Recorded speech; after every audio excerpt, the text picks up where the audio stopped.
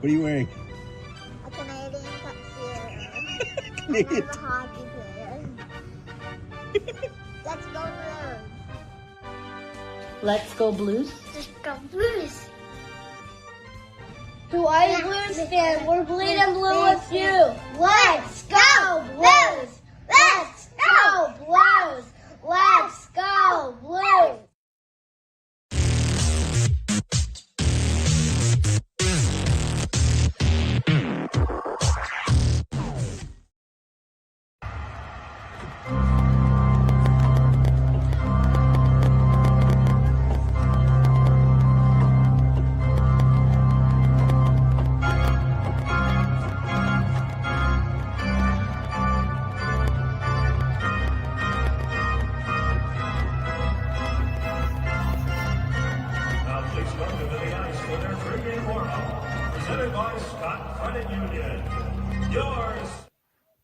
BlueNote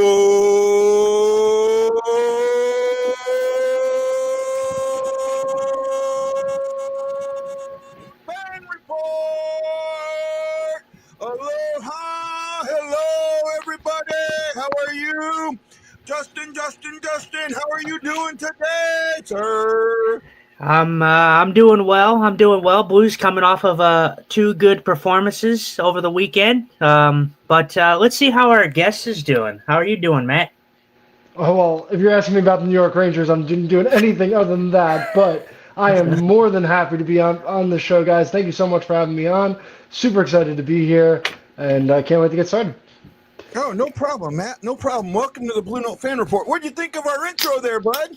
I like it. It's better than what we got. We got Rempe getting his ass kicked by Johnson. So I mean, it's we're a little different over there, but awesome. You guys have one of the best fan bases in the whole league. One of the most devout fan bases, and happy you guys got that cup in 19 because I think that fan base deserved it.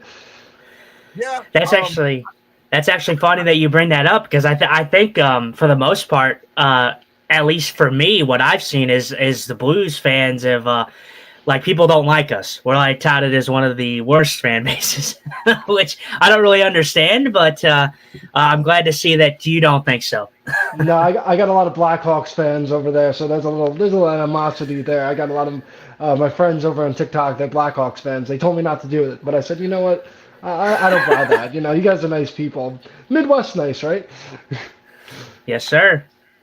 Well, so I've actually been a fan of the Blues almost from the beginning. I'm 56 years old. I'll be at 57 here. So I was born during the year of their first year, and I became a fan of the Blues like when I was 6, 7 years old. Right. My grandfather used to take me to games because he was a betting man, and he figured if he took a little kid, he could get him closer to the players, hear what the players had to say, and then go make his bets. But for me, that's how I became a fan of the Blues.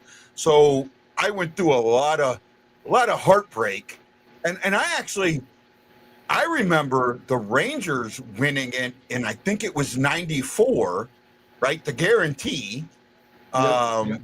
right? And that was like 56 years, right? That they won it. 54. Yeah, 1940 and then 1994. Yep.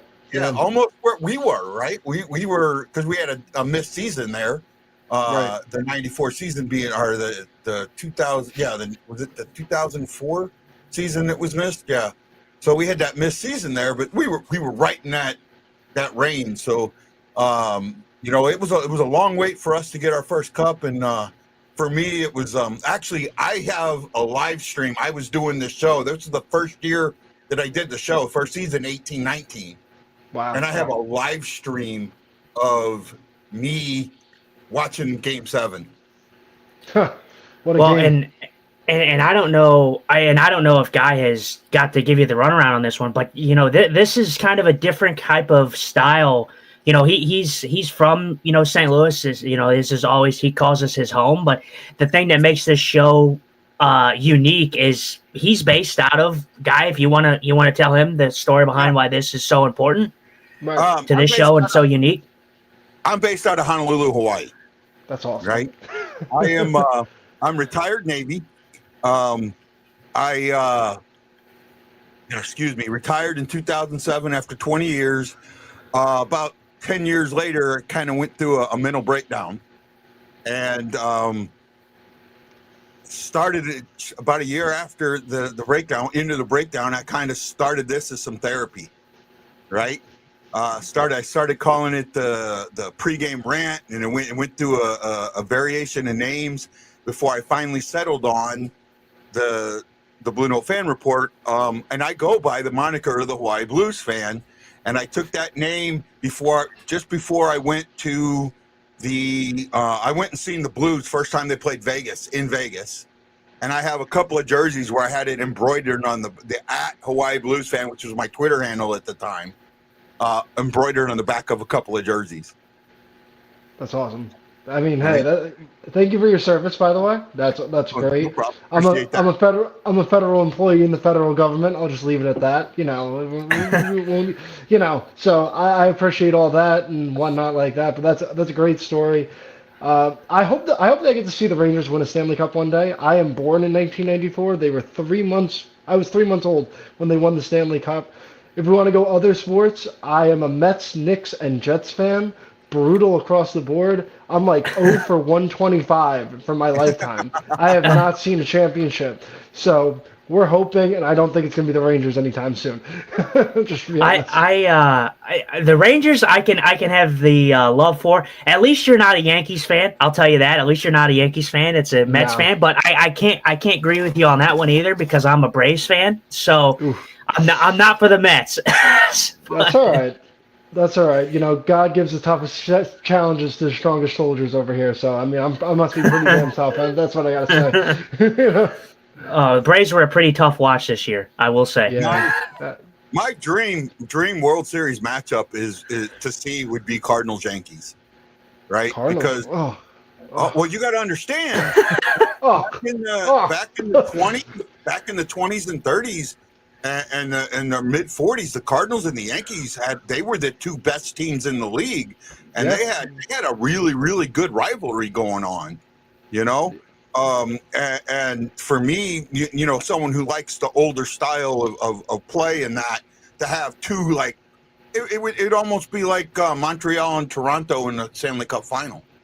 I'm still bitter about Beltran getting caught looking strike 3 in 2006. There's a hole in my old parents' house because I punched a hole in the wall when I was 12 years old after that game. That was when Taguchi hit that home run, right?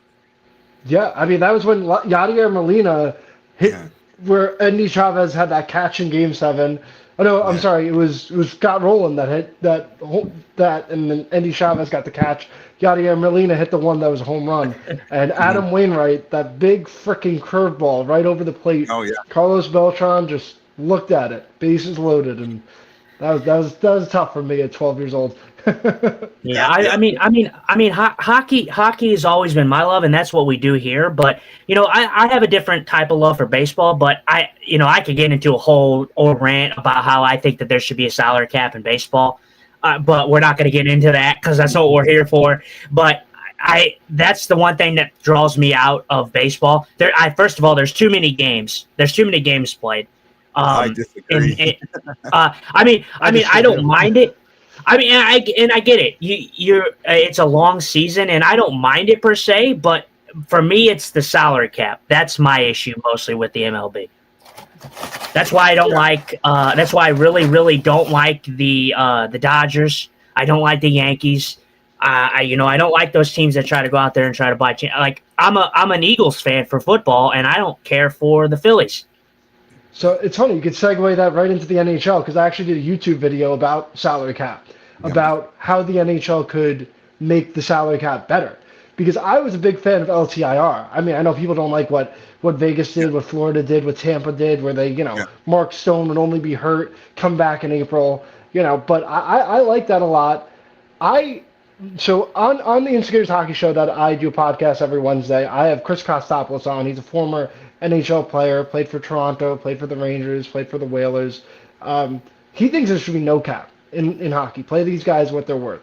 And, I mean, that's where I think it's tricky. I'm more in for an NBA-style NHL cap where you kind of have a penalty, a luxury tax. You can Yeah. go a certain threshold over, and hey, if these owners want to pay to win and have a better product out there, I like that. Now, of course, I'm big market. You guys are kind of more mid to small market, so it's a little different how I feel on that. But because being in New York, it's such a high tax state, people are avoiding it at all costs. So that's just kind of how I feel on it. Yeah, I mean, well, you kind of it's a gray area because you run into obviously you're going to always have players that play for certain teams, but you're going to run into the situation where you're going to have like if you didn't have like a cap space, you're going to have a situation where you have like a Dodgers who you have all the star players that want to go there because there's no cap to kind of stop that from happening. So then they stack their team. And then if you have that certain situation where you don't have a cap, these teams are these players like the top stars are just going to want to go to one team. Like they're not going to want to go to smaller markets. Not the case for everybody, but yeah, I get that. I see what you're saying. I like the salary cap. What I do. So I do remember the era before the salary cap, right? I do remember how some of those contracts were coming up and the length of them and the numbers of them. And all of that. 17 years. Remember that? 17-102 Kovalchuk. Yeah. So it could it was getting out of hand quickly, and it was going at some point. It was going to cause teams to fold. So the salary cap coming in. And originally, when the salary cap came in 2004, one of the biggest problems was, and a lot of people don't remember this or know this, was the players wanted a salary floor and the owners didn't. They were okay with the cap, but they wanted a floor. They wanted a minimum. And that it took a while. It took the owners a while to finally come up with the floor. The one thing that I would like the biggest cap change I'd like to see is a 10% total for your own players, right? Like when you re-sign your own player, 10% of that doesn't count against the cap. I get behind that. That way teams can keep their players and pay them a little more. But at the same time, I do think that the balance is 50-50, right? 50% of league revenue to the owner or to the players and 50% of the league revenue to the owners. And what a lot of people think is that the owners are getting that 50%. They're not. They're still the other side of that's got to come out. You know, the trainers, the travel, there's a lot more that's got to come out of that 50%. So there are teams that even under the cap are not making money, right? So the fact of that, some teams can't keep their players, it's because of that. And you can adjust that by saying, okay, here's this 10% rule where you can oversign your player and you'll start getting that fan base, because that was the biggest thing back in the day of Blues fans knowing Brett Hull was going to stay around, right? Knowing that your stars were going to stay around.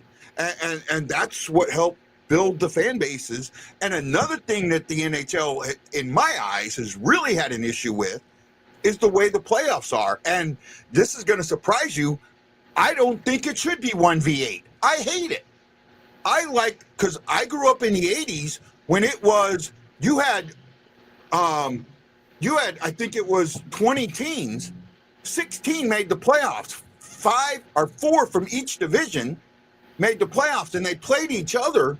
That's where the rivalry between the Blues and the Blackhawks started, between the Blackhawks and Detroit, between Blues and Detroit. When the North Stars were there, the hatred between St. Louis and Chicago and the North Stars and Detroit, and that's where that rivalry, a lot of these rivalries started, was from these playoff matches of always being in the division. And I'd like to see them. They got back to it somewhat with the 2v3, and I love it. But I wished it would go back more like the COVID playoffs, that when they shortened it and everybody played in their own division. I loved the playoffs that period. And then the thing about the playoffs, when it was like that, The fourth place team could easily make the cup, right? Yeah, So 100%. I mean, listen, you stole my thunder here. I mean, I actually had a YouTube video coming up on this, and I actually am totally opposite on you, 100%, because you play in the division right now, the Central, right? I think the Central is far and away the best division in the hockey. Colorado's running away with it. Dallas, my preseason pick was Dallas and Tampa. I thought Dallas was a little more well-rounded, a little deeper than Colorado. But Dallas and Colorado are 1-2 in the league, and they're in the same division. Minnesota's on a heater. They're crazy. So right now, you're getting to the same situation as you had last year, where Winnipeg was really, really good last year. You had Colorado and Dallas, and one of those teams is going to go home in the first round. Now, that's great hockey for the first round. Fantastic. But you can make a case that the three best teams in the entire league right now are in the Central. And do you really think that that's the best product out there, where you have, one of your three best teams going home in the first round? Now, sure, it's a great series. And Dallas, Colorado last year was a 7-game great series. Fantastic. I don't get behind that. I get the rivalry aspect of that, but I still say 1 through 8. I'm sorry. That's me. I understand why you're saying that, but when you do 1v8, you're making this assumption that the best teams are always going to win. That's what you're hoping for chalk. You're wanting chalk, and chalk doesn't happen very often. And in fact, how many times has the number 8 seed beaten the number 1 seed when it was 1v8? The Kings went from an ace seed to the Stanley Cup, right? Yeah. So you're still, even if you go 1v8, you're still going to get some of these top teams knocked out in the first round. Absolutely. I mean, I think it's competitive balance. It's hard to find, the balance between everything. But when you look at a dominant division, like, for example, I think the Atlantic is way better than the Metro. The Metro is just, any team could kind of get hot, and I think any one of the 8 teams in the Metro could win the Metro and get to the conference finals. So the Central is so good. I think that right now Minnesota is probably the third best team and the third best team in the Central. And Minnesota or Dallas would go home right now in the first round. Minnesota is catching fire now. They're catching the momentum. They've been on a heater, but they didn't start the year great. This was a year that they came out against the Blues in the home opener, embarrassed the Blues 5-0. And then they didn't score a 5-on-5 goal for, games. It took what, like double digits for them to finally score a 5-on-5 goal. All their goals were scored on the power play. It's still not a team that I trust. I know what you're saying. I agree with that. Dallas is going to be a tough out when it comes to the playoffs. Dallas, I think, is deeper. Colorado is running away with things right now. That pace is not going to keep up. They're going to slow down eventually. They're going to hit a rough patch somewhere this season. It always happens. But Colorado, it's never been a concern with Colorado in the regular season. Colorado hasn't always been a regular season team. It's the playoffs where they struggle because their depth doesn't show up.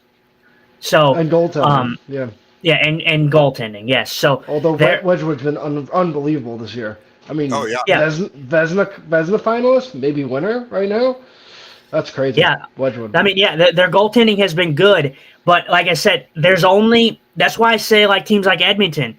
That's why I didn't. Although they made the final 2 years in a row, they still aren't a deep enough team in my mind to win the cup because Connor McDavid and Leon Draisaitl, if they don't get the support that from their other players, then Ottawa or Edmonton's not going very far because those two guys can't just carry the offense all the time. No, yeah. Sorry. No, go ahead. I think I've done a couple of videos on this. There's an epidemic in the league right now that goaltending is at a 30-year low. For the first time in 30 years, you have a below 900 save percentage around the league goaltending. Just if you take every shot on goal and goals against, you have a below 900 save percentage. And look at every night, you see low 8s to maybe even 700 save percentage right now. it is ugly with goaltending. So this is a year where goaltending is literally going to make or break you. I think the league has gotten to the point where there's so much talent right now and so much skill that the goaltenders haven't catched up.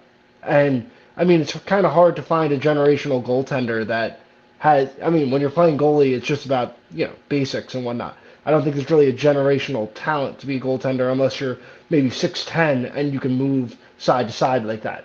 But you're gonna this league is still gonna come down to goaltending at the end of the day in the playoffs, and whichever goaltender shines and whichever goaltender crumbles. I mean, you've seen Hellebuck has been the best goaltender in the league for forever in the regular season, and then he crumbles in the playoffs. So I still say that. I still say it's goaltending that's good. That's going to win throughout. And teams like Toronto and Edmonton have had horrible goaltending, and we'll see. We're going to see what's going to happen.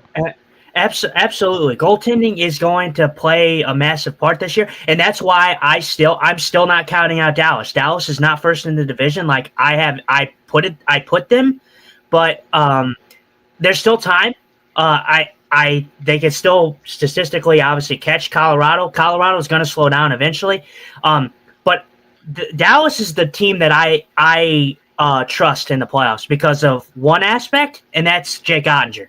Jake Ottinger, I think, is the best goalie in the Central Division, and I know that me and Guy, I'm sure you've seen this, we've touted that the Blues tandem can be one of the best in the league, the two of them together. They haven't shown it this year.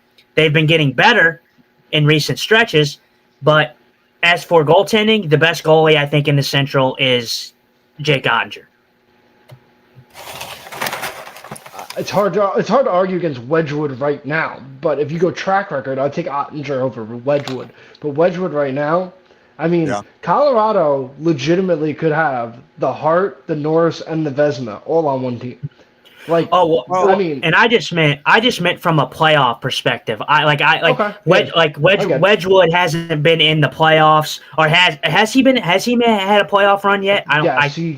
Maybe like first round, something like that. I'm not 100% sure. But he was with Dallas for a while. He was with Dallas for a while, so he's been in the playoffs. I do know that. I do know that, but enough games he's got.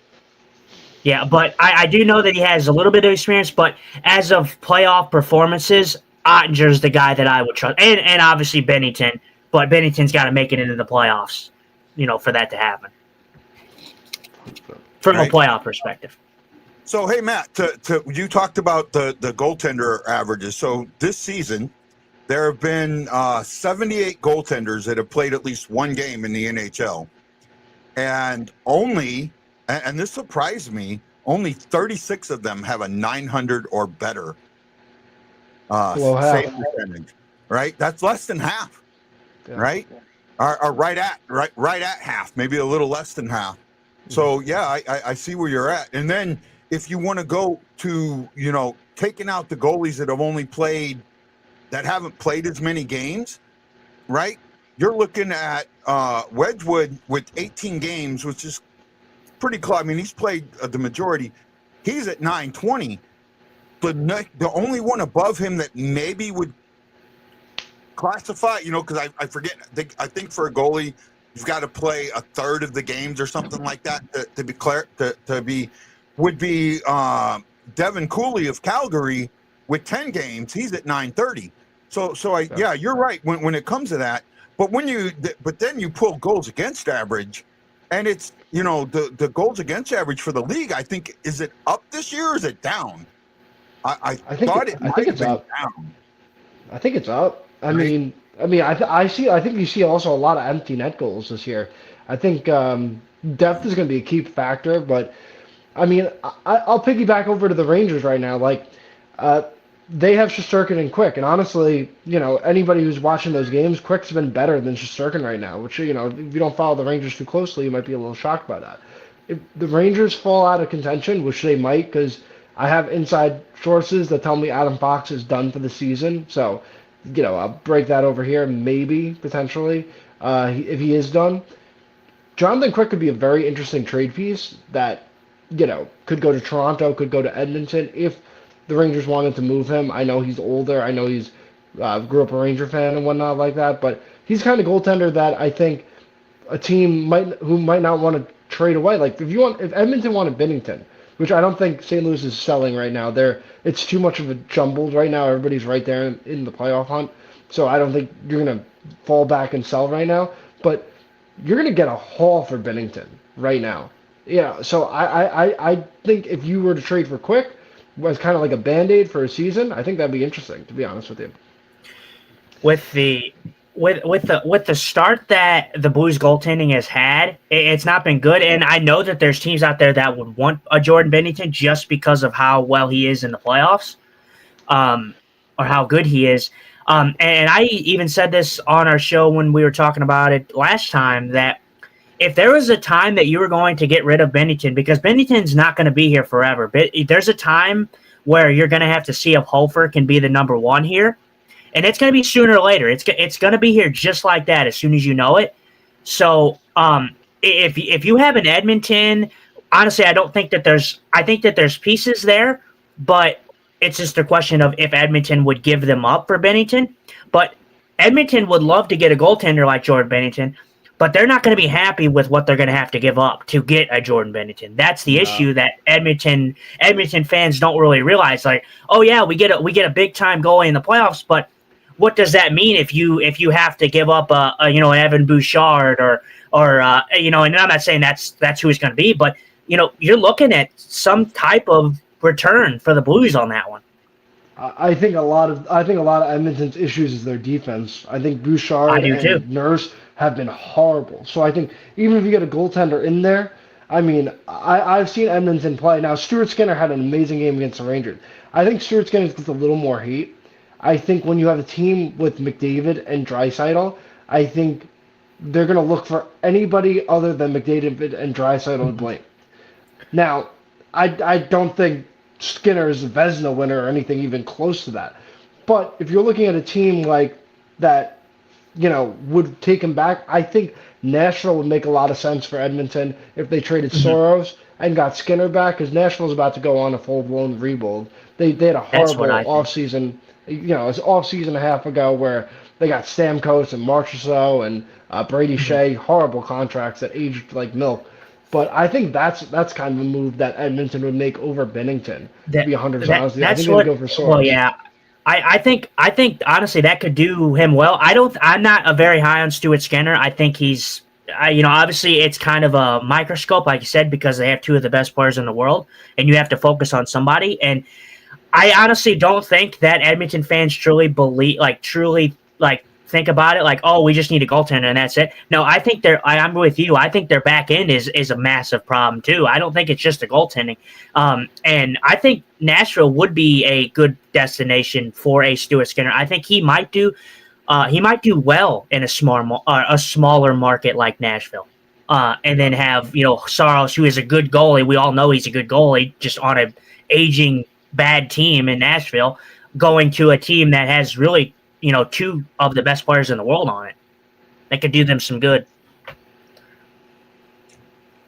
Boy, this conversation went a bunch of different places a lot quicker than I thought it would.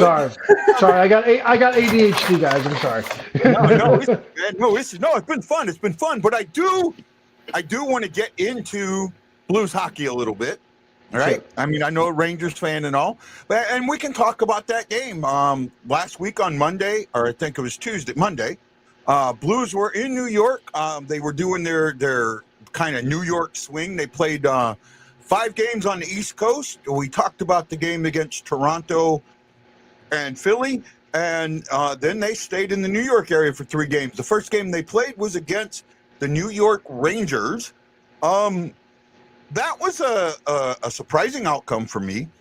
The Rangers won that, but I don't feel like the better team didn't win that game. From your aspect, do you feel like, did the Rangers earn that win, or did the Blues cough that win up?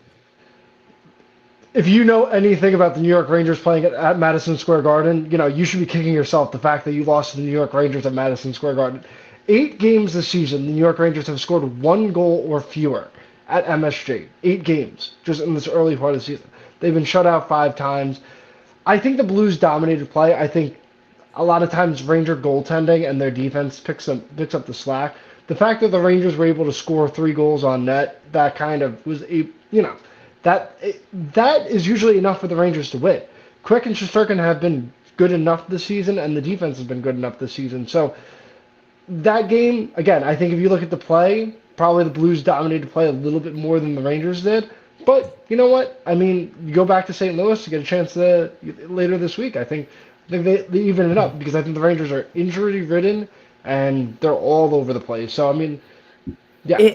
It was a good back and forth game. It was a vast difference from what we seen the next game against when we played New Jersey. It was more of a defensive battle in against the Rangers, and then it was a little bit more open with the Devils. But I thought it could have went either way. Me personally, obviously I'm a Blues fan, so it may come off a little biased. I thought the Blues were the better team in that game against the Rangers. I found it weird that, if I'm honest, I think the Rangers played the Blues probably the best of anybody on that road trip, if I'm honest, maybe besides Philadelphia. Philadelphia was good. But the Blues picked up points in 4 of 5, and the only game that they didn't pick up points against was the Ranger game, and I thought that they deserved to pick up at least a point in that game, and didn't. So it was unfortunate, but, I was telling Guy this when we were doing the watch along. I've always been a big Rangers guy. Like, Rangers are kind of my East Coast team. I don't know what kind of really drew me to them, but I do kind of know. I like players like Zibanejad. I've always been a big Zibanejad guy. Obviously, when they got Panarin, great player, but he's obviously has some Chicago ties, so no love lost there. But I love Shesterkin. Shesterkin's amazing. We gave you Bush. We did get Bush, and that I'm sure we'll touch on that because that's been a touchy subject here in St. Louis. A couple of good questions here. I want to put out there. It says Ryan Green says compare the salary and play between Bennington and Shesterkin.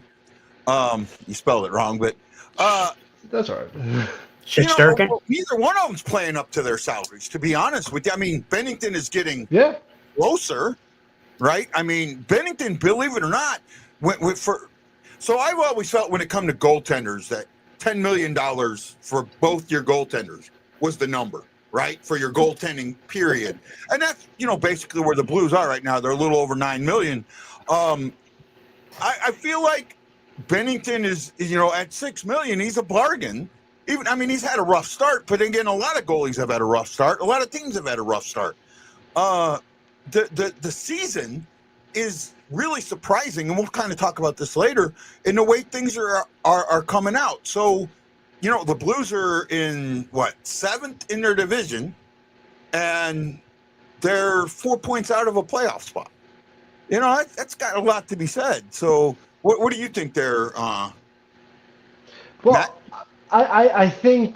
I think the season is everybody's so right there. I mean, everybody. I can't remember a season recently where so many teams are just kind of jumbled a little over a quarter of the way through the season.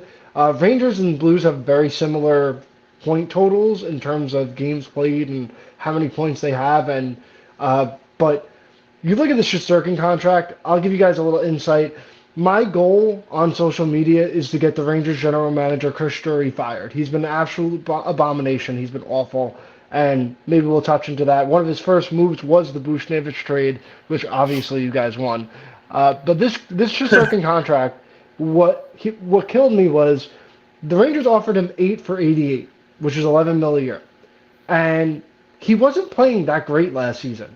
And then they traded Trouba to Anaheim to free up $8 million the last year and this year. And they immediately gave him a raise to 11.5, which, in my opinion, he didn't earn it. Now, I know he's sensational in the playoffs.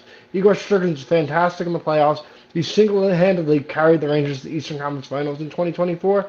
But that salary, again, the cap is going up. So does it bother me too much? No. But what does bother me is that we have the first year of an 8-year deal on a probably rebuilding roster coming up the next 3 to 5 years. And by the time the Rangers might be ready to compete, Shesterkin's going to be 35, 36 years old. So Bennington, I think, is, how old is Bennington? What is he, 27? 29. 29? No, he's 29. I think he's 31. They're right about the he's same age. Yeah, he's I, he's in his I, I, 30s. oh, okay. I thought he was younger than Shesterkin, but I mean, listen, I think Shesterkin's a better goaltender, but contract-wise, it's probably a wash. I mean, that's kind of how I feel. Bennington's 32. 32. All right. Wow, I did Well, not remember, he expect that. came into the league. He came in 18-19. He was 25 years old. Okay, yeah, that's Well, probably. and that's kind of why that's why I've been on the not so much sell Jordan because the Blues are not out of this by any means. Like I've been positive about this team. This team has been Jekyll and Hyde, just like the Rangers have been. But the Blues are a second half team, and they've shown that here in the last couple of years. Yes, they need to start the seasons a little better. But I'm not on the whole 100% sell off Jordan Binnington. But if you were to give up Binnington and you were to get another goalie and give Hofer the nod and try to see what you got in him as a starter, I'm okay with it, because if a team is willing to overpay for him and give you pieces that will help you in the future, I mean, you're going to have to figure out if Hofer's a number one or not eventually. So I'm not there yet. But this for trade me, deadline's going to be interesting. Yeah. you've still got a year, though. So Bennington's got this year and next year left on his contract. He becomes more tradable next year when he only has a 10-team no-trade list and fights a 14-team no-trade list this year. The teams that are going to be open to pay him, because he's going to get a pay raise wherever he goes, the teams that may be open to pay him are going to be teams that may be on his no trade list now, but maybe won't be next season. So there's a little bit to that. Next question. God, I don't want to get into this question, but I love Anthony, so I'm going to get it to it. Guy Benson, who do you see, and to all of us, but who do you see getting traded at this point? I hate to say it, but I think Kyrou should be on the block. I'm going to hold off on this one. I'll let Justin go first, then I'll go to Matt, and then I'll come to me. Go ahead, Justin. Well, actually, I've kind of dove into this a little bit. So actually, Matt, I actually want to get your opinion on Jordan Kyrou first. I actually want to ask our guest first what he thinks about Jordan Kyrou. Listen, I saw something on Twitter that someone was suggesting Alexis Lafreniere for Jordan Kyrou straight up. I would literally pick Jordan Kyrou off the airport. I would drive Lafreniere down. I mean, I would do that in a heartbeat. Jordan Kyrou is, I think, having not a great year, but I think a lot of the players on St. Louis, they have a lot of depth scoring. They have 9 guys who have 10 points. Another 3 guys have 9 points. So they're kind of spread out. So Jordan Kyrou isn't standing out as maybe what you'd want him to be, right? A top line, forward. But I think if he got a change of scenery, you guys would regret it. So I think it's kind of damned if you do, damned if you don't kind of thing. I think Jordan Kyrou, if he got traded to the right situation, like a Montreal, where that team is just loaded and oozing with talent, and they want somebody on that second line behind Suzuki and Caulfield and whatnot like that, I think that would just be absolutely lethal. I think right now you got to try to hold on to him, unless, again, it's just a deal you can't pass up on. That's just how I feel. Yeah. So getting into my thoughts, as of right now, should Jordan Kyrou be on the? No, Jordan Kyrou should not be on the trade block. It would be a mistake to let him go. I will say he is young enough. He just got this brand new deal.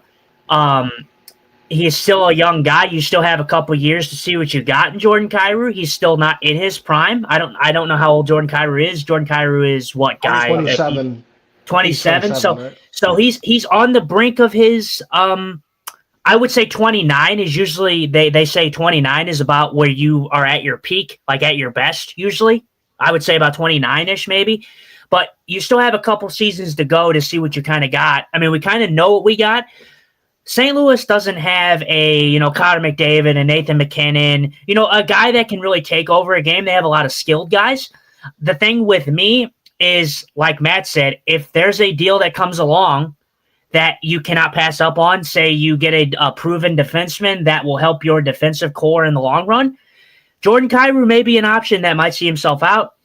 For me, I think this is actually going to come down to a guy in our system, our prospect in our system that has actually been playing very well in the QMJHL, and that is Justin Carbonneau, our recent draft pick. I loved what I saw from this kid in camp and training camp and preseason and all that. Scoring threat and the player that we expect him to be. Jordan Kyrou may be, I wouldn't say expendable, but he could be a guy that could be used as a piece to get something that you may need in the future. I know what Justin's going to call me, the Kyrou apologist or whatever. Because you are. Because you are. Well, let's hear it, guy. Let's hear it. Okay. I think you have to look at the too many fans have this beauty of let's trade our worst player for somebody's best player, or there is still this hangover out there because of the Berube situation, and because of that, Kyrou gets a lot of hate that is not deserved. And then if you're looking at, he's got a no trade clause for the next 8 years, or at least the next 5 of the next 6 of the 8 years, 6 of the next 8 years. He's got to approve it. So even if you could get that awesome deal, it's depending on whether or not he's going to say yes. And you don't want another Torrey Krug situation where it gets leaked and the player just goes, screw you, I don't want to play anymore. Right, and he has an off season because he thinks that the team wants to get rid of him for nothing, and that's a negative. If you look at who could be or should possibly traded this year, Braden Shen is kind of at the top of that list right now. Thomas has been poised to take the C for a while. I thought Thomas probably should have gotten the C over Shen, especially with him having that big deal just coming in and some other things happening. Falk is at that point where he could possibly get traded. But if you're going to trade Kyrou, he's a 3 or 4 first round. Well, basically, it's got to be a Ryan O'Reilly type trade. Give me 5 pieces back for him. Right? That's what I think it's got to be. And how many teams are going to be willing to do that are a contender? Because that's the only thing that Kyrou's going to pull his no trade clause is going to be for somebody that's going to get him a ring. Right? It would have to be Chicago, Montreal, maybe even Carolina, because those teams have cap space. Those are the teams that I think have, like, Carolina has positive draft equity from the Rantanen trade. Chicago has a loaded prospect pool, but you're never trading with Chicago, obviously.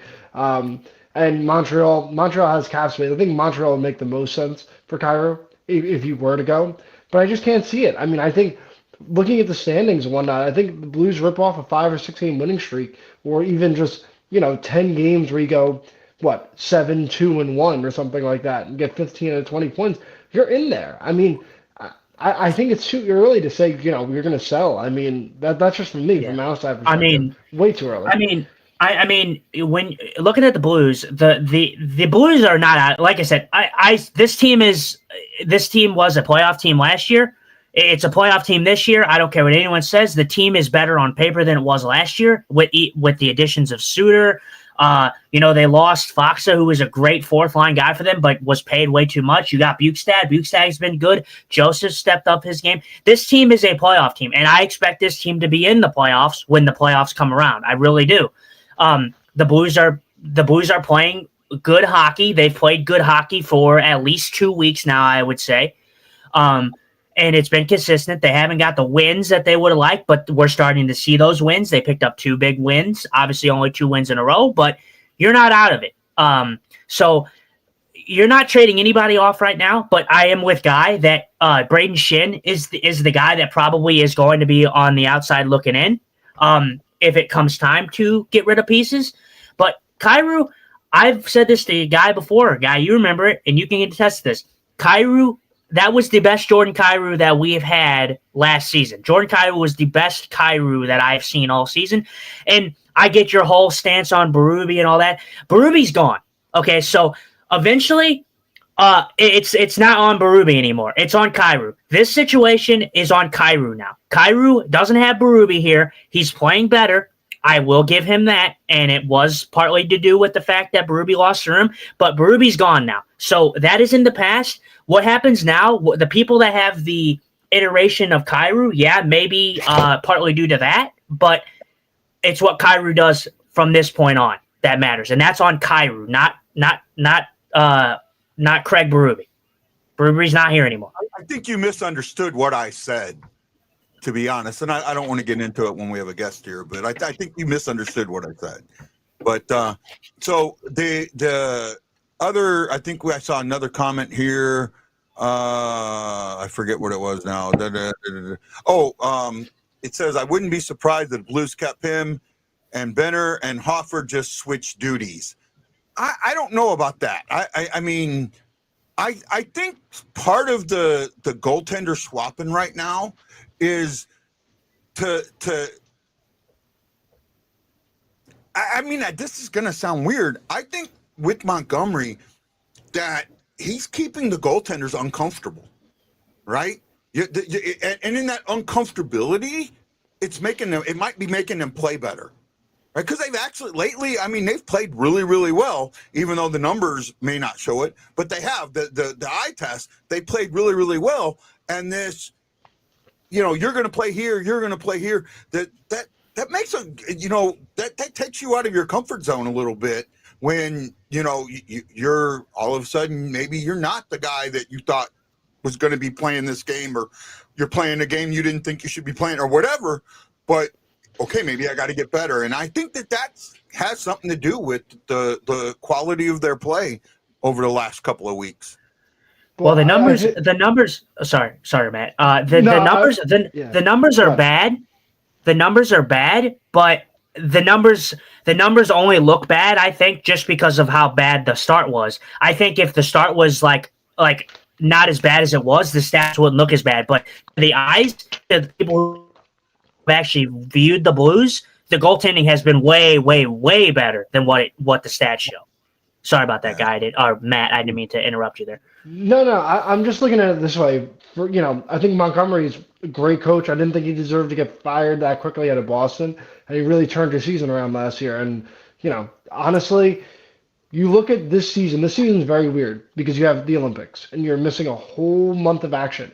So, what team is going to do well is the team that is fresh, whether that's rotating guys, depth guys in and out of the lineup. There's a lot more injuries this year. Every team has them. Guys are going to be manged up because you're doing a lot of back-to-backs, a lot of 3 and 4 nights, 4 and 6 nights. Like that's what you're doing.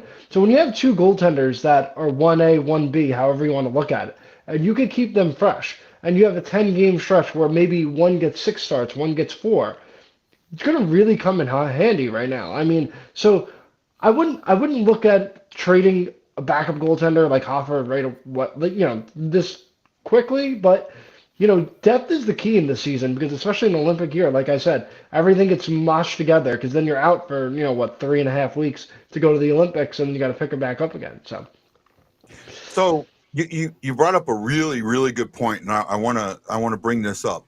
We're at right at the 30% mark, right? 8, 16, 24 games. We're a little over that. Most teams have played 24. Some have played 27. I think one might have played 28. 27 might be the most.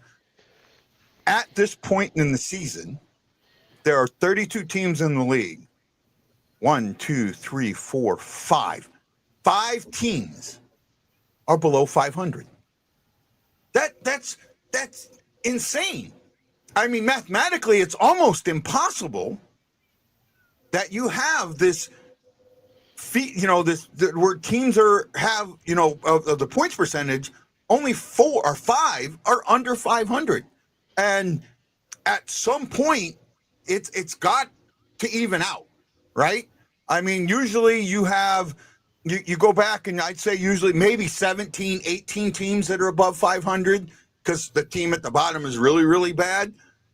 But you don't have that this year. You have the team at the top really, really good, and then everybody else just seems to be hanging in there. And this is like, for me, a surprise that you have so many teams above 500. I mean, honestly, I think it's competitive balance in the league. I think salary cap has played a factor in that. That, obviously teams are being able to put out a product. But like I said, I think a lot of it has to do with back-to-backs. I think you catch a team off a back-to-back and, tired legs, you're able to jump all over them and whatnot like that. So I don't know if the style of hockey has been this year. I don't know if it's a worse product because of the Olympics, because everything gets kind of jammed in. I don't know if it's a worse product because of the goaltending. I mean, we got more goals going on and whatnot. But like I said, this is a season that I can't really remember that everybody's so jumbled right there. And you go on a 6 or 7 game winning streak, you could be in second place, and you go on a 3-game losing streak, you're at the bottom of the division. So Yeah. It's crazy. Jason Nichols said it's all the overtime games. Everyone's getting points. A little bit, but not completely. I mean, it's still mathematically half the teams need to be above 500, half the teams need to be below 500 at some point, right? Because when you at the end of the season, when you add everything up, it's going to equal 500, right? It's going to come out to 500 no matter what. So and in all actuality, so everyone talking about this quote unquote compressed schedule, but if you go back to last season, the beginning of December, we're at the same point in games. We're at the same point in games. The only difference is we started a week earlier this year. Wow. They started about a week earlier, and in the past, like the last couple of seasons, the Blues would play their first game. They would be the last team to start their first game. This season, they were one of the first teams to start their first game. So that kind of helped them out. It should have helped them, but I don't think the schedule is as compressed as everybody really thinks it is. All right. I had seen a tweet about this a week or so ago, going back and looking at, at this point in the last couple of seasons, and it was only like a 1 or 2 game difference through 4 or 5 seasons. So it may not be as compressed as everybody thinks it is. I actually would like to see the NHL starting closer to the beginning of October, like they used to. They used to start on like the 1st or 2nd of October.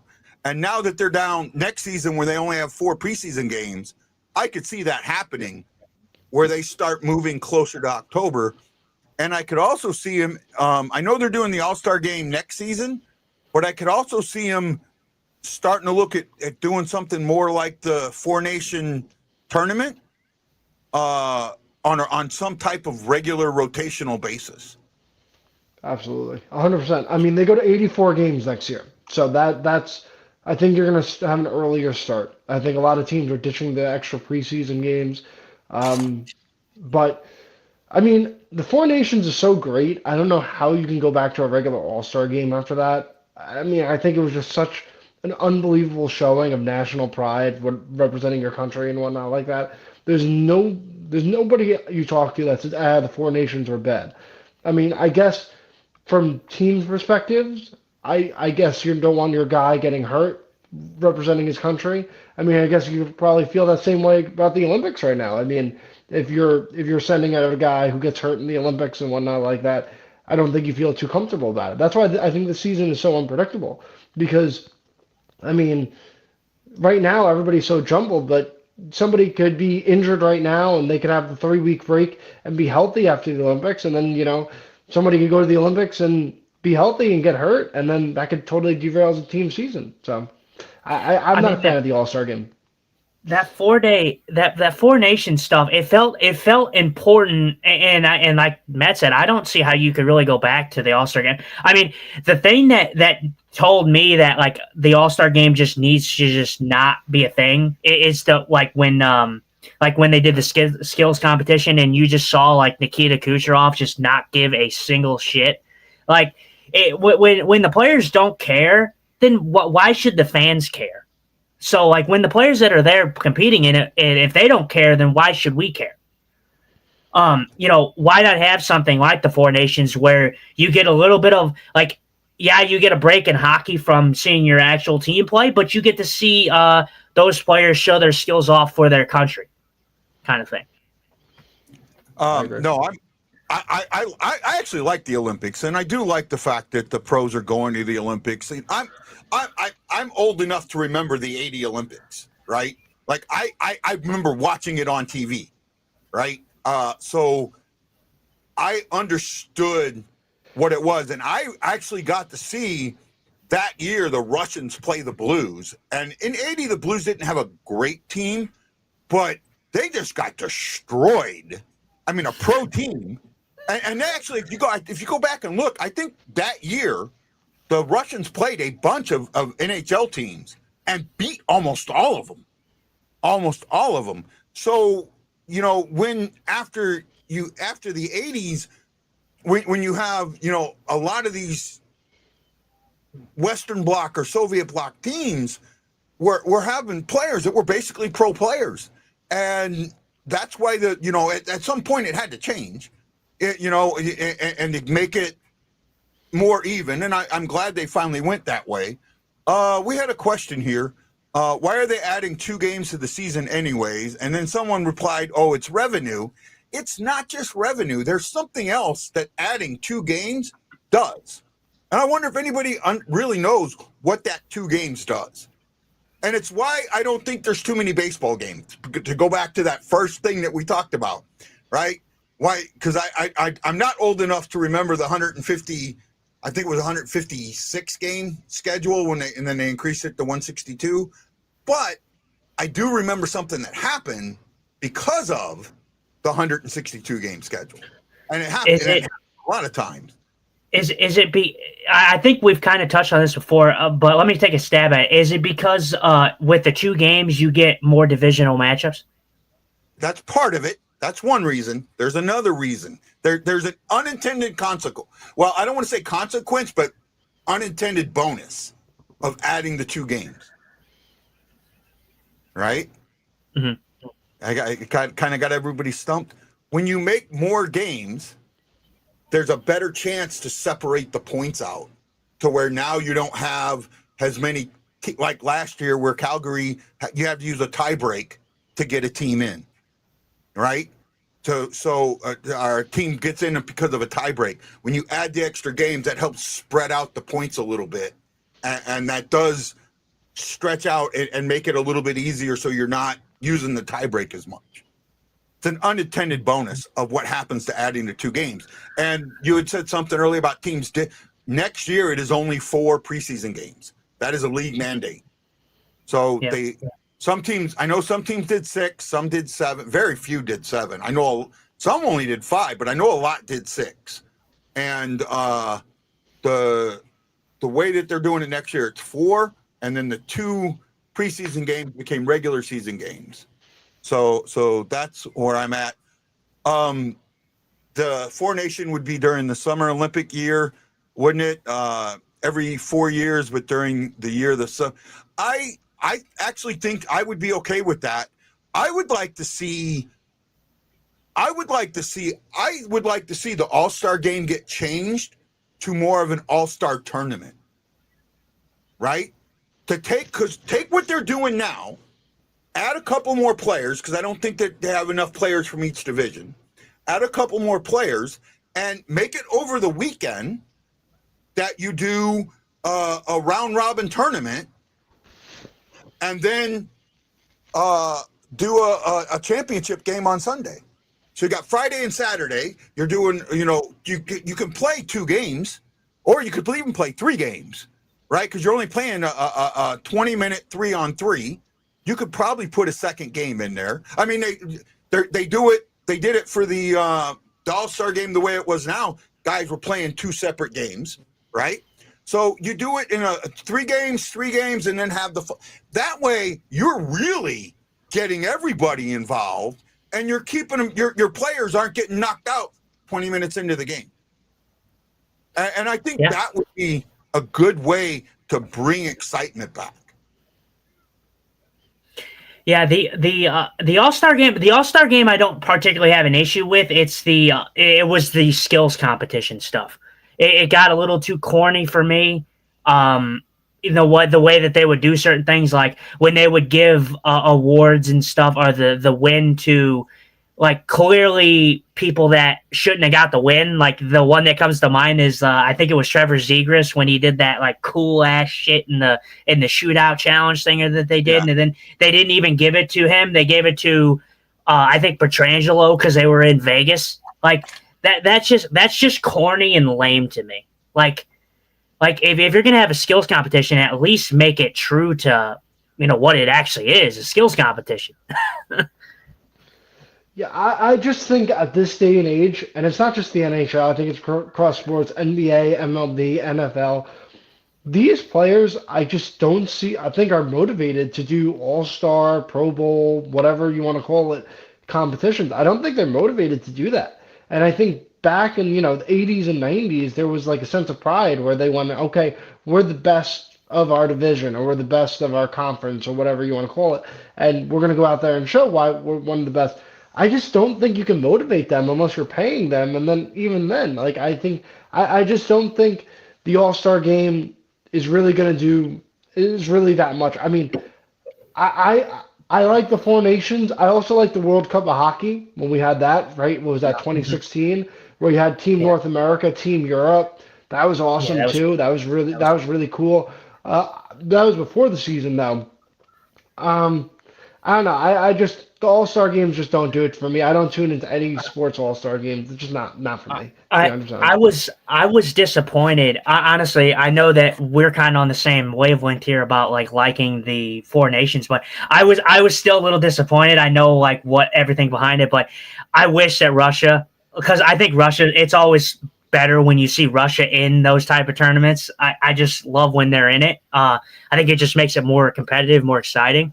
But obviously we all know the storyline behind all that. But you know what? I've done multiple videos on my YouTube channel, TikTok. I've done multiple videos about how I think Russia should be in the Olympics. Here's what I'll say. Do we think Russian relations are worse now than they were in like the 1980s peak Soviet era? You know what I mean? Like Cold War stuff. And they were in the Olympics then. I mean, listen, politics aside, we're not going to get into politics over hockey, but Russia, if they were going to play, it would be awesome. I mean, they have a loaded forward group. Their defense is a little bit of a weak spot. They have some great goaltenders. They could pick any of three guys to goaltend for them. There'd be a good chance that Russia would medal. An outside chance that they could end up with gold if they were in the Olympics, or Four Nations for that matter. Well, and I think it kind of just lends back to the whole like thing, because I was a big a Datsuk guy. So, Datsuk being in there and, just seeing the days of when he was in it and just the amount of talent that they had. I mean, I think that there's a bunch of Russian talent in the league now. I don't think there is as much like as name value alone as there was back then, but I do think that there's a lot. You have Kaprizov, I believe. You have, Pavel Buchnevich. But like, as for like, incredible name value. Like there's some really, really good Russian players. Yeah. No, they well, especially in the goaltender, and that they would. Yeah, I think that they would be right at the top of the goaltending. I want to get into this because I've seen Jason has mentioned this twice. 3-on-3. We've talked about it before. We've talked about it a little bit before. Well, we got about 25 minutes left or so, and there's a couple topics I want to get to. One of them, and because Jason's brought it up, I try and get as many of our comments in as we can. What is your thought on 3-on-3, Matt? So I think it's too gimmicky. I hate the shootout, first of all. I would love to get rid of the shootout. But I'd rather keep 3-on-3 over the shootout. My opinion, this is what I would say. 5 minutes 4-on-4, 5 minutes 3-on-3, nothing after that, it's a tie. You don't find a winner. That's what I would say. I think 3-on-3 of late. You want? Go ahead, guy.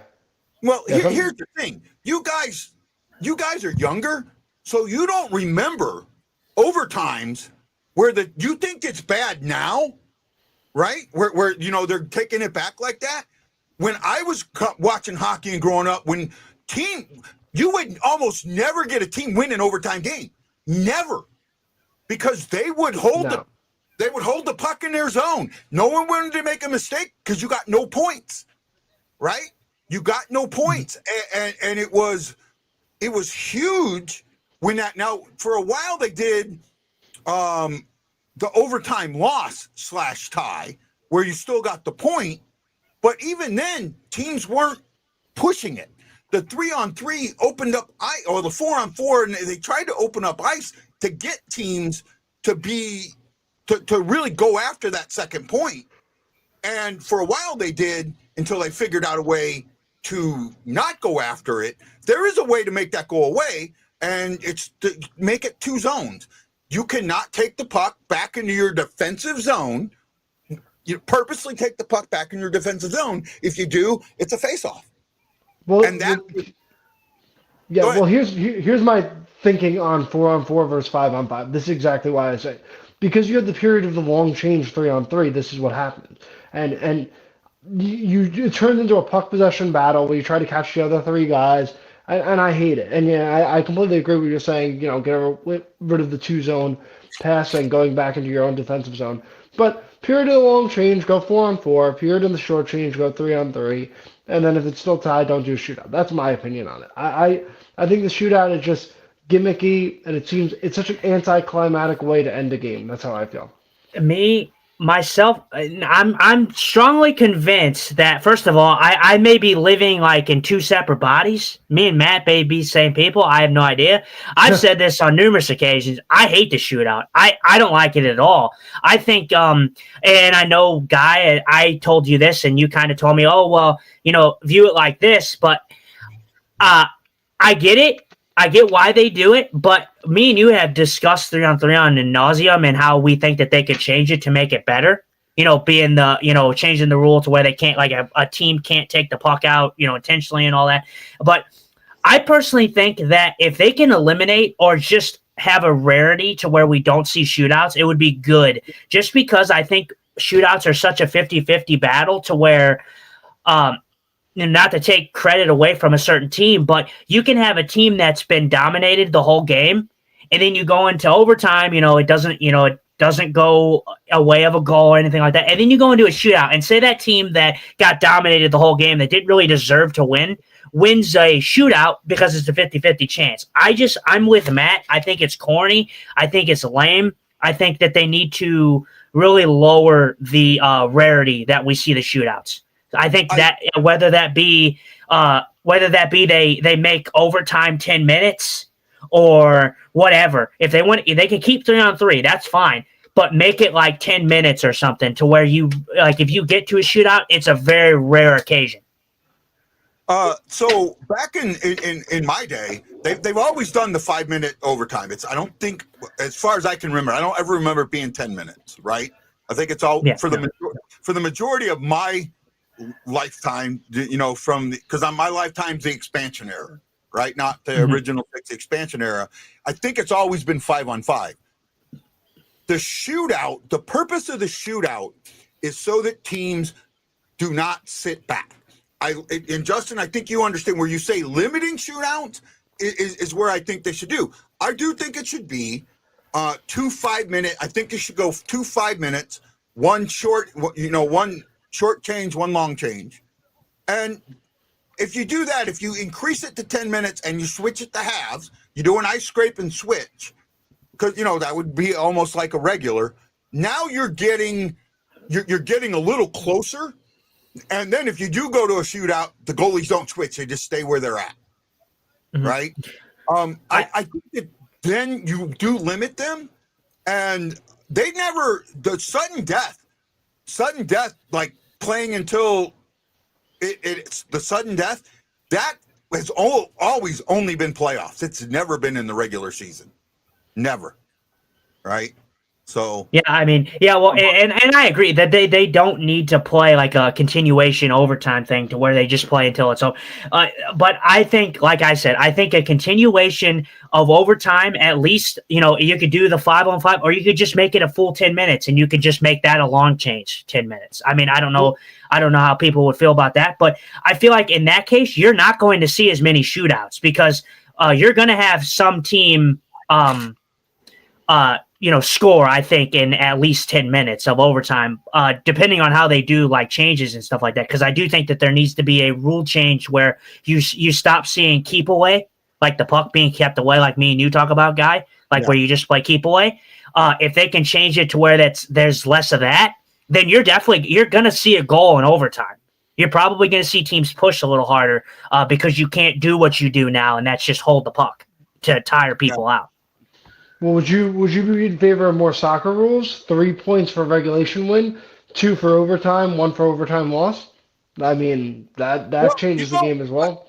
Yeah, I've heard that, but you know what? And I've seen this numerous times. As much as I would like to see, I like that. I really do the 3-2-1-0 format. The problem is when you do apply it to seasons, it doesn't change anything. It doesn't. It really, like maybe 1 or 2 teams actually flip spots, overall. So in all actuality, it doesn't change things. Would it make teams maybe play a little bit more for the – actually, what I would see happening in the third period in a tie game, teams backing off so they don't lose that point. Playing because when they had overtime and you lost the point, teams would rather get the point. They would get of a 5-minute. You might get 1 rush out of each team, and that was it. 1 cycle, and then after that it was keep away. We'll get our cycle. We had our shot. You get your cycle. You got your shot. Now we'll each take our point. Mm-hmm. And that's what the shootout is away. Is that methodology of we'll get the point, we'll just take the point and not get 0 points if we lose the overtime. Mm-hmm. That's the importance of the shootout. Well, and I think, and Matt, I kind of want to bring this up is because that's just why this is always an interesting topic, because we all have kind of given a solution of what we think would be best. But the issue is it's so hard because all of these solutions have gray areas. There's always a, oh, well, you could do this, but then you have another issue here. And you could do this, but there's always another issue here. So it feels like any solution, it feels like it's not a clear-cut, great answer, because I feel like it's a gray area. I feel like if you change something here, it ruins it in another area. If you change something here, it ruins it in another area, if you get what I mean. 100%. I agree. You always have unintended bonuses and unintended consequences, right? The unintended consequence of 3-on-3 hockey, trying to open it up, is that teams realize you could cycle back and change out and wear the other team down by not letting them make the change because it's the long change, right? Well, one thing they could do is not switch sides on the overtime. Keep it the short change, right? With that, true. But even then, now that it's a short change, right? Do they still get the chance to change out? Because the other team's got to go back. Was the defensive teams now the defensive team gets to change out? Do they? Not always, right?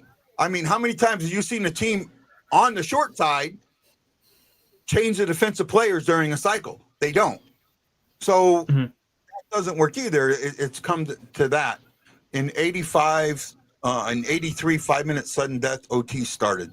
I'll go back and look, Jason. You might be right. He said 20-minute sudden death OT ended in 1943. And he goes, I must be reincarnated. But that would have been before TV.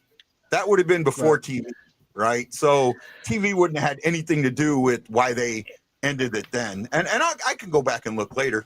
That was a good topic, actually. I thought we got some good conversation out of that. The last topic I want to talk about today before we go, and I know this is going to take the majority of the 15 minutes because Justin is about to blow up, is the call on Torpachenko yesterday. Oh God, I want to hear Matt's take on this one. Hold on, let me set. So Torpachenko and Logan Cooley ended up colliding. Originally, no penalty called. Logan Cooley goes down on the ice and is helped off the ice. The refs go review it and call a 5-minute major. Today it comes out that Logan Cooley has a thigh contusion, thigh bruise, right? He got a Charlie horse, basically. And the league said no supplemental they did not see it as intentional. They saw it as accidental contact, right? Now, I agree with all of that.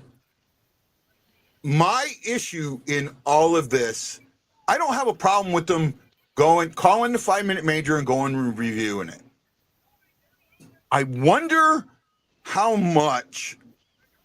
I do agree with Justin here.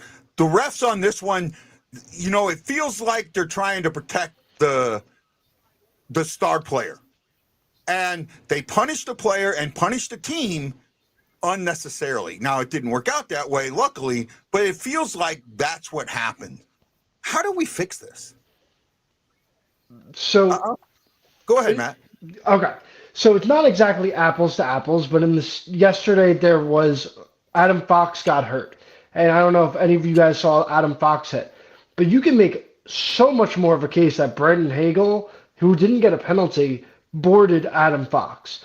Maybe not a major, but at least 2 minutes. He got nailed into the boards, right? And now, who's a bigger star? Adam Fox, Logan Cooley? It's kind of hard to say. They play different positions. Adam Fox is obviously a Norris winner. Logan Cooley's a sensational player, whatnot like that. So I got to push back about protecting stars because I think Adam Fox is, I don't think he's Quinn Hughes or Makar, but Adam Fox is one of the better offensive defensemen in the game, and obviously he's, I don't want to say star, but he's a very good offensive defenseman, and he's up there. He should be one of those guys that if he were a star, be a little bit more protected. So in that situation, he wasn't. I hate this reactionary officiating. That's what I hate. Where it's, oh gosh, that guy really got hurt, so we're gonna make a call up. You got to look at it. This is a violent sport. Injuries happen, and honestly, I didn't see any injury on that. I'm just referring to the Ranger with Fox, kind of gives a little context. There should have been a penalty on that. Hagel really hit him hard into the boards, and if anyone hasn't seen the hit, take a look at it. But I mean, I don't know. I think the officiating is inconsistent, and I think you get the. Was there any supplemental disciplinary action on Hagel? Nothing, and that's part of my problem with the Rangers is that we have such weak management and we have such weak leadership that nobody even stuck up for Adam Fox and got into Hagel's face, and that's the problem. That's the problem why the Rangers are they're a pushover team. But we're not a Ranger podcast; we're a Blues podcast here. But I mean, I think Cooley is, again, he got a thigh contusion. It happens. Guys are going 20 miles per hour on skates. I mean, and then to have, like I said, reactionary officiating, that's going to be a detriment because I think you have a lot of teams playing at once. They do a lot of this hockey night where you have 16 games where all 30 teams are playing. You can't have the best of the best officiating crews, honestly. And I think you've seen poor officiating throughout the league this year, just my opinion, especially when you have 10, 12, even 16 games a night. You get a lot of the B or C level officiating crews, maybe even a D level officiating crew. That's just my take. Well, I'm with Guy because Guy talks about the human element. I'm all there for the human element. People make mistakes. I'm okay with that. Missing a trip, missing a hook here and there, fine. But when you're coming down and missing blatant stuff, I mean, you got to really ask yourself what's going on with this league because, like Matt said, it is a consistency problem. I get what you're saying that, it may not be a star thing, but I personally do think so because I look at different teams and, I think Adam Fox is a star. And I haven't seen the hit. I'll have to go look at it. And Hagel has had some history with being in altercations. I mean, just last year he had the issue with Florida. Where Florida and them. So he's not innocent. And that's kind of why I say, why does the NHL not take action there? But no, they want to target a guy in Torpchenko who has zero history of being a dirty guy. He's not a known dirty player. He's never committed any dirty plays. And Logan Cooley goes down, he gets hurt. I feel for Logan Cooley, but in the grand scheme of things, now that we see it, he didn't get as hurt as we thought he did. Some people were saying that he sold it a bit, that he was kind of a soccer star out there a little bit. I don't know if I can make that assumption because it was knee on knee, but the fact of that we're seeing it now that it was kind of like a Charlie horse kind of thing. I mean, you're kind of wondering like, that's a little interesting, but this was not a malicious play by Torpchenko. The fact that the thing that bothers me the most with this play is what's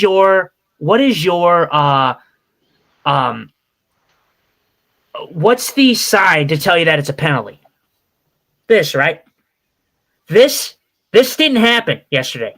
None of this. 2 officials on the ice. This didn't happen. So Cooley goes down, no call, not a call, and then they call 5-minute, and then they can review it. That I can understand. I'm with Guy on that one. You can call 5 to review it. That's the only way you can review it. I understand it.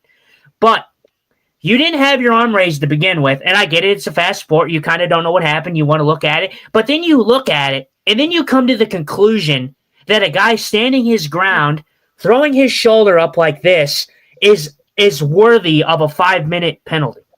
That's my issue. Yeah. Well, I mean, first of all, I want to go back.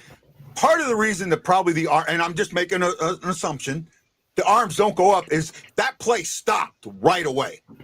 Right? The play stopped right away. So, I can see maybe some concern for Cooley and not, the arm not being up that way. Maybe. Right? I'm just throwing it. I've been advocating, and I kind of think Justin might agree with me, and maybe you do too, Matt, for a 5th official that is in the arena in the press box has a replay official, right? I don't mind Toronto having a say in replays, but I want that official who is in the building and who can get the feel for the game, who sees the flow and able, just like the call and with the Blues had the call back a couple of weeks ago with the goaltender interference, Against Seattle. Right, against Seattle, where I think that had a lot to do with the Chicago one, where the league got blasted for that because the plays were kind of similar.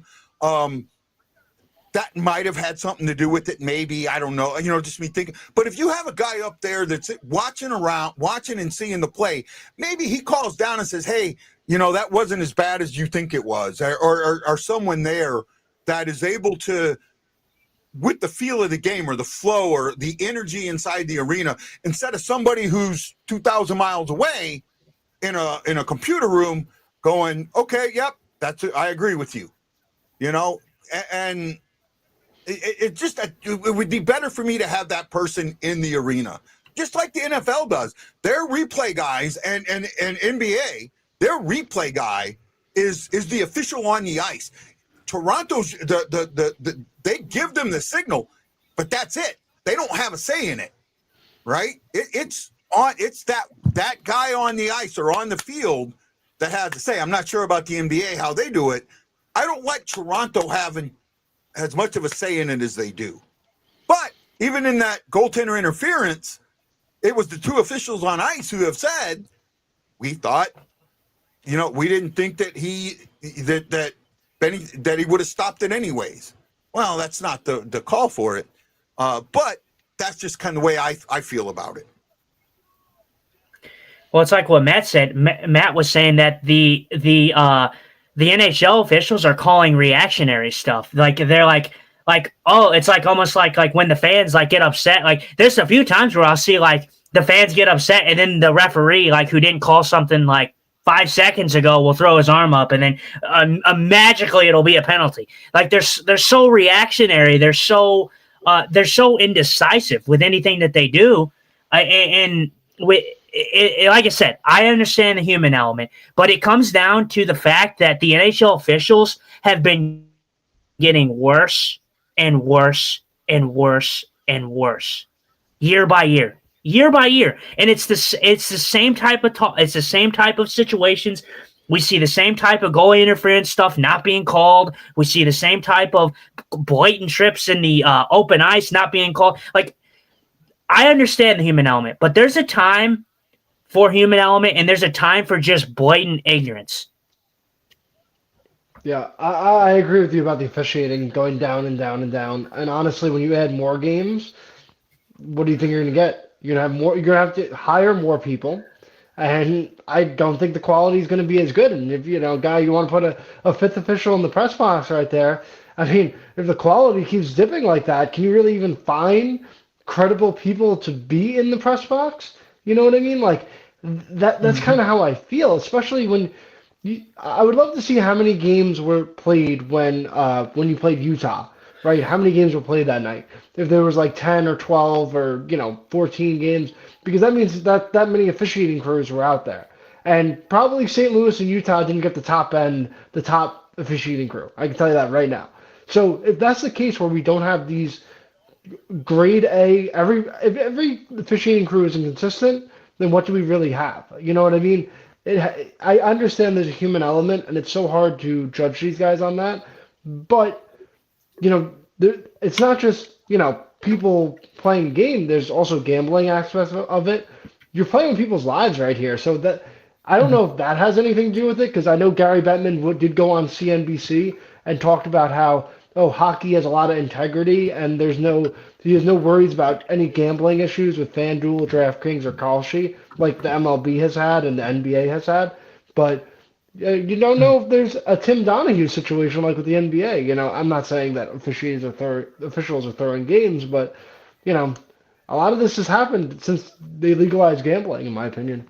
But it makes you wonder. Well, sorry, Guy, I didn't mean to interrupt you. But I'm with Guy on this one. Like, this is why I've been so hard on the human aspect of things, because human aspect is like when you're like in the full playing style and then like something happens and then you miss a call. That's human. Like, you make a mistake, okay?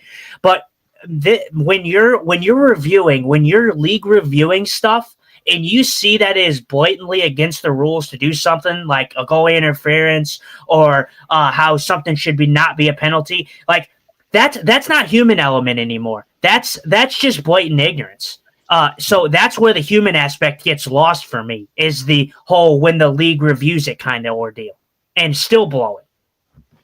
Well, again, that's the human aspect of it. The guys on the ice seeing what they see and going, oh my goodness, if he went down, it had to be this. And when they go and look at it, it's the, what do they call group think? The group think gets involved, right? And that is a human aspect of everything, the group think. By the way, there were 13 games that night. Okay. The Seattle game, that was the 8th. There were 13 games. How many went into overtime? 1, 2, 3, 4 went in overtime that night. So, and I do agree with you. And CJ Mathis, welcome to the show. I guess this is one of your guys, right? Because I remember he said, "Hey, Lips." So, he was like the first comment we had tonight. So I think I showed it on the screen there for you. I do think that I do question the gambling aspect of it, and the gambling does make me question some things, and I do understand where Justin is and how Justin gets so passionate and upset in this, but I do believe, I have to believe that the league in and of itself is not rigged, right? That the league isn't going that this team needs to win tonight and that team needs to win tonight and that team wins to win tonight. Yes, sir. I want to say I'm not in the camp of it's rigged, but like you're saying, you really have to question the betting aspect, because it's been a thing in 2 leagues. You have to question it, and with some of the stuff that we have seen this year and even previous years, you have to ask yourself, how do you come up with these calls? I mean, there's no way in my mind, like, I'm sorry, but there's no way in my mind that you could look at what Torpchenko did, or what he did, let's just say what he didn't do, because he didn't do anything. He stood his ground. How you can look at that and say that he maliciously hurt Logan Cooley. I mean, there's no possible way you can think that. And then even if there is a betting aspect, you have that type of situation happen, and it didn't even help the Utah Mammoth. They still lost. They still got shut out. So I don't know. It's always interesting. It's very interesting. Well, Well, real quick, I think sorry, guy, but real quick, no, I you're fine. think Go ahead. the only thing hockey is very hard to rig. Like baseball, Yeah. if you have to get a certain amount of strikeouts, you can just throw meatballs down the middle and whatnot like that. But with Mhm. hockey, it's like, how could you rig it? I think only two Yeah. positions you could be able to rig it, right? If you're a goalie and you kind of let a couple slide by, right? Or Mhm. if you're an official and you just give a team maybe 6 power plays compared to 2. You know, now I'm not saying that. I have no evidence on that, but I'm just basing it off of, like we said, there's multiple sports that this has happened. So, I mean, it does make you question everything, with everything. I agree, CJ, getting back to that point. Mhm. I think Well, rigged, no, but I No, think not rigged. betting I think rigging, no, betting possibility though. Especially I all the really do. prop bets too. All the prop bets that you have, like even something you could probably like have a statistician like rig shots on goal, where like Yeah, someone does a dump in and they count it as a shot on goal to get hit the over or vice versa. You know what I mean? So which they like have that done kind of stuff. before. Yeah, Which they yeah. have done before. You So could probably rig that. yeah, well, actually, for me, I think a shot on goal should be any shot that goes through the crease. A puck that hits the goalpost to me should be a shot on goal, right? Okay. And I also think that, like for icing, if the puck goes through the blue, that's not an icing. If it goes through and doesn't yeah, go it in the doesn't net, touch. goes Yeah, back to the wall, that's not icing, right? I'd like to actually see the crease go back out to where it originally was, go back out where before they cut it off. It used to be a full semicircle. I'd like to see it go back to that a little bit more, and actually, well, do a double crease. Leave the circle where it is now, cut it out, and kind of like not the same color blue, but a different color blue. That's an area that if the puck goes through that area, that's not a icing. Right. I do kind of like that in a way, just because of the goalies. Like, if you ever you've seen instances where the goalies will just let the puck go, like it's in their vicinity. It should kind of be like the same rule that applies for like defensemen. So like if they just give up on it or something like that, or they're in the vicinity to touch the puck and they don't touch the puck, it's not an icing. Like I feel like that's the same way like that you see it with goalies, because you'll see goalies just sit on the post and just make not touch it, and then it's an icing. I don't agree with that. I think if it's in their vicinity, they should play the puck. I agree. Well, we're at that hour and a half mark, just a little bit over it. Matt, I want to thank you for joining us tonight. Why don't you tell everybody about your pod and what you do and where they can find you? Sure. I mean, I am on the Instigators Hockey Show. We're on every Wednesday night, 8:30 on YouTube. I think you see my Twitter handle or my social media at Lips94. Lips fucking trips. I post every day on TikTok, YouTube. I try to do at least 3 or 4 game recaps, keep up with NHL news, and I try to cover everybody around the league. Yes, of course, I am a New York Ranger fan, but I try to be as unbiased as I can, and hopefully you guys find that about me too today. Oh no, I agree. I really enjoyed you. I think you're going to have Justin on next Wednesday, right?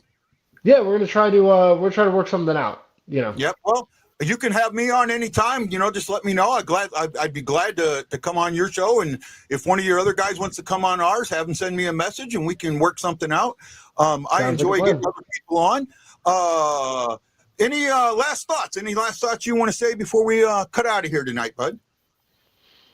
I would, if I was a betting man, I'd take St. Louis over the Rangers this week. So and probably hit that over, guys. Just calling that one. So I mean, but don't come at me if you lose.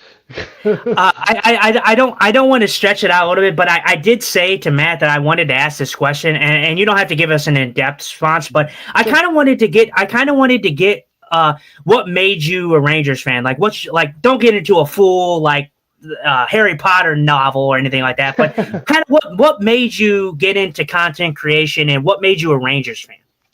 Well, content creation, I've always had a mouth, and Lippolis is my last name, so that kind of runs right off the tongue with lips fucking trips because I got a big lip. But honestly, as a Ranger fan, I didn't get into hockey right away. I got into other sports as before that. When I was 12 years old, the Rangers were playing the Sabres, 2006 in the playoffs. they lost a heartbreaking game, and I was like, hey, that's me because my sports teams are horrible. So I'm a loyal, terrible sports team fanatic, and I stuck with them. And there's been some good moments, but there's been a lot of bad moments as well. And I think the Rangers are heading into some dark times. They're going to be one. I think they're in the worst situation in the league. Rebuild, prospect pool, and current roster construction. But you can hear all that on my YouTube, TikTok, and whatever. All right, yeah. I just wanted to get that out. I should have asked you earlier in the show, but we kind of got right into things right away, and I just wanted to give you some time to get your story out there and tell us why you were a Rangers fan and why you kind of started doing what you were doing. So I appreciate that. Thank you. Well, I want to say a big thank you to Ryan Green, Anthony Stewart, Kyle Mead, Alaska Kyle, Sean Roberts, my brother from another mother in Montana, who took me, who went trout fly fishing with me this summer. Had a great time. And Jason Nichols for putting some love in the air on Facebook. If you do it on YouTube, please, we appreciate you. I just can't see your names. And if you are new to us, please like us and follow us on Facebook or YouTube.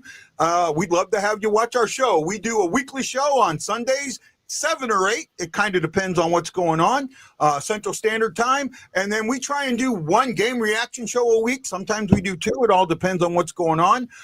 Me and Justin, I don't think we'll do Monday's game because I got some other stuff going on, or I might do it. And I don't know, Justin, if I do it tomorrow, would you be able to, or? Yeah, I mean that, like I said, that's something we can discuss if you want offline. If you want to just pick some games, like I don't have an issue. You know my schedule. I'm pretty much good for anything what you want to do. Yeah, no problem, man. And please follow Matt Lips at Instigators Hockey, or follow him on Twitter at Lips _ 1994. CJ Matthews, thanks for joining us. We did have, I thought, really enjoyed this show. I thought we got a lot of good topics out there. I think we covered the majority of what I kind of wanted to talk about. I wanted to get in. There was one thing I kind of wanted to do when I talked. It was like, what are your surprises at the quarter pole, or and maybe we'll do that as a parting shot. We got a couple of minutes, I guess. Parting shot. What is something that surprises you, good and bad, at the quarter pole? And I'll let Justin go first. Well, is this about our team, or is this about our team, or is this about just anything in general? Anything in general. I think, honestly, the most surprising part is the fact of what the standings are at right now. Like, look at the teams that are overexceeding expectations. You know, San Jose's playing good hockey. The Ducks are playing good hockey. They lead the Pacific. I think that's a massive surprise to many. I thought they were expected to be better, but they're over exceeding expectations in Anaheim. And then you have, teams like Florida, who obviously I knew would have a little bit of a fallback, but they're really down there. I thought Toronto would have a down year because they didn't have Marner. But I would say just the standings as a whole is just surprising, just to see how many teams that you expected to be bad are good right now. And the teams that are, you expect to be good are, a little worse off right now. Yeah, I agree with that. I think one other thing that really is shocking to me is the 2026 free agency market is gone. That was like one of the most hyped up things that everybody said for years. McDavid's going to be, Kaprizov, all these guys are going to be in there, and they all re-sign. And the top free agents are like Alex Tuch, who's going to be a good one, and Artemi Panarin are probably like the 2 top free agents now in 2026. So that was a little shocking to me because this trade deadline is going to be really interesting because now you had all these guys who are pending UFAs, and now they're not pending UFAs. So we'll see, because I think a lot of guys with term might get traded this deadline as opposed to rentals. But guess we'll have to see, right? It'll be interesting trade deadline. Because me personally, like Guy said, I think with the amount of teams that are over 500, that's not going to stick because it's statistically impossible to have that amount of teams over 500. You're going to have teams that are going to fall off. You're already kind of seeing it with Chicago. They picked up a big win today. Again against it was Anaheim. They beat Anaheim today. So these teams that are you expected to be bad are going to trend downwards. Like the Pittsburghs, the Sharks. Chicago. Those teams are gonna they're gonna trend down. They're gonna come back down to earth. I don't think so. I think Chicago makes the playoffs. I said Chicago and Montreal are 2 teams to watch out for. And San Jose, they might sneak in too because I don't think the Pacific's is that good to begin with. So Chicago will make the playoffs. I Right. told Toronto before the regular season. I said Toronto wasn't going to make the playoffs. I said that. Well, Me and Kotze got in a fight about that one. so for me, so I'm not surprised that Berube's system is falling apart in Toronto. I have said he was the wrong coach for that team from the get-go. But I mentioned earlier, unintended consequences. You talked about the free agency class of 26 being gone. That is an unintended consequence of the new CBA, which Correct. took away that extra year. I've talked about that with a lot of people, with some other people. That's why I think with Holloway and Broberg, why they haven't signed their extensions yet, because they're kind of like, I think the Blues and the players are kind of like figuring out, what do we want to go bridge or do we want to go for that extra year? And, this is where I'm going to be long term. So I think that has a lot to do with it right now. And then my surprise is just the way when I talked about it, how many teams are under 500 or over 500, and the topsy-turvy world of the NHL this season. Yeah. Crazy. Are you still with us, Justin? Might have froze there for a second. I'll give him a second. He'll probably come right back. I'll wait until he comes back before we end the show. Sorry about that there, Matt. No worries. No worries. I had a lot of fun here, guys, and appreciate you having me. Midwest nice. You guys are awesome. I mean, I guess you're more all the way west there in the Pacific, in Hawaii. But this has been this is truly awesome to be here, and it's gonna be a great hockey season. And I hope it's a good game between the Rangers and Blues on Wednesday or Thursday, I think, right? So should be fun. Should be a fun one. Sorry, what is it? Yeah. It lagged out for me. I was trying to say it before I got lagged out there. I was saying, Matt, can you just please glaze me and tell me how right I am about how Broberg is going to be so fantastic for this team for years to come? About how we just absolutely fleeced Edmonton on the offer sheets. I mean, Edmonton was in cap hell and whatnot like that. Yeah, they were. You guys were able to swoop in. I mean, you're going to see with the cap going up, a lot of teams going to weaponize cap space, and you were able to do that. And that's the price of having a great team. When you have a great team, you're usually pushed up against the cap, ceiling. So, you guys were able to swoop in. Great move on your part. And Edmonton was still able to make the cup last year, but now you're looking, they lost Corey Perry. I think that's a much bigger piece than let on. I didn't think he'd be as good as he is with the Kings right now. But, hey, listen, I think St. Louis management they're good at developing talent. You guys will be good in the long run. You're good at taking NHL, prospects, NHL maybe guys who didn't pan out. I can't say about that another franchise that I know is not very good at that, but we're not getting into that. But I think in the long run that this team has a lot of youth as well as veterans, and so if you do sell off, like I don't think you will, I think the Blues can really build something back up and be very competitive the next several years. Very quickly, yeah. And I think the Blues, for me, the way that I view it is I like Holloway, and I get it. It's only like a year and, under a half here that we've had these guys, but the impact that these guys have brought to this team already for just getting here. Obviously, you have the new team bump. Holloway had a great year last year. He started off slow, but then picked it up. But Broberg is slowly coming, I think, the Blues' number one defenseman with the way he's been playing. And I just look at that and I'm just like, man, how did Edmonton fumble this guy? Like they put this guy back down in the minors a couple times and then brought him up. He was arguably one of their best defensemen in the Cup final. And then they let him walk. I get it. He wanted to leave and all that, but like that was because of how they treated him and how they handled that situation. I think that they fumbled Broberg really bad. They couldn't have signed either one of them. They didn't have the money to sign either one of them. No. That's what it came down to. They could have signed Holloway. They could have matched Holloway. They should have traded Bouchard. I mean, they should have traded Bouchard, to be honest with you. Bouchard is just, I think, is the most overrated player in the league. That contract is horrible. I think McDavid saw that he took less money, and they saw to give it to Bouchard.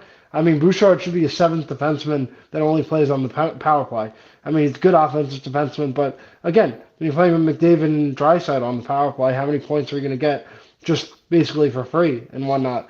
But I mean, you're right. Edmonton letting those two guys go to St. Louis, big mistake.